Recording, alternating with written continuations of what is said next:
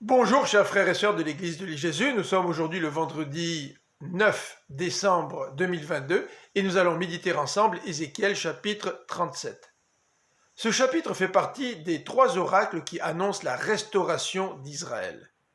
Nous avons médité le premier oracle hier, Ézéchiel 36 versets 16 à 38, et les 2 derniers oracles se retrouvent dans notre chapitre d'aujourd'hui, c'est-à-dire Ézéchiel chapitre 37.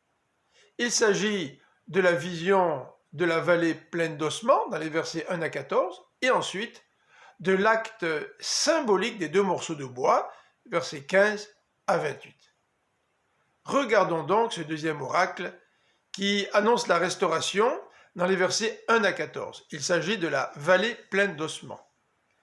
La communauté d'Israël est découragée selon le verset 11. Son espérance est évanouie, sa vie s'est brisée.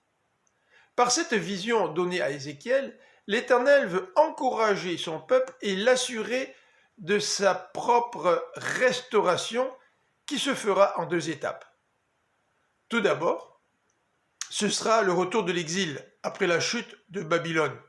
Le peuple formera de nouveau une nation.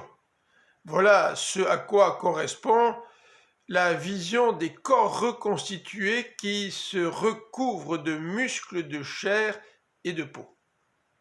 La deuxième étape correspond à l'œuvre du Saint-Esprit qui va venir donner vie à ces corps reconstitués. Les 2 morceaux de bois, versets 15 à 28. L'Éternel demande au prophète de prendre 2 morceaux de bois.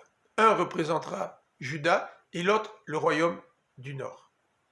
Juda et Israël du Nord seront de nouveau unifiés. C'est ce qu'Ézéchiel va mimer en joignant ces 2 morceaux de bois ensemble, bien sûr, pour en faire qu'un. De nouveau, Israël sera le peuple de Dieu et sera conduit par le Messie, le descendant de David. Ce nouveau David va unir le peuple comme le roi David l'a fait au cours de son règne. L'Éternel conclura une alliance éternelle avec Israël. Ce sera une alliance de paix par laquelle Dieu habitera au milieu de son peuple.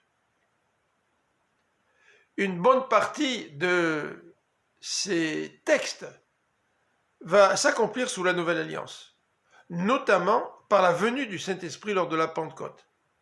L'alliance conclue par la mort et la résurrection de Jésus sera scellée par la présence du Saint-Esprit dans le cœur des croyants.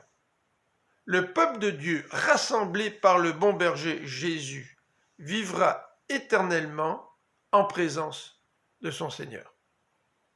Je vous invite à vous joindre à nous ce dimanche, dès 10h, pour la retransmission sur notre chaîne YouTube du service de l'Église de Jésus. Bonne fin de semaine.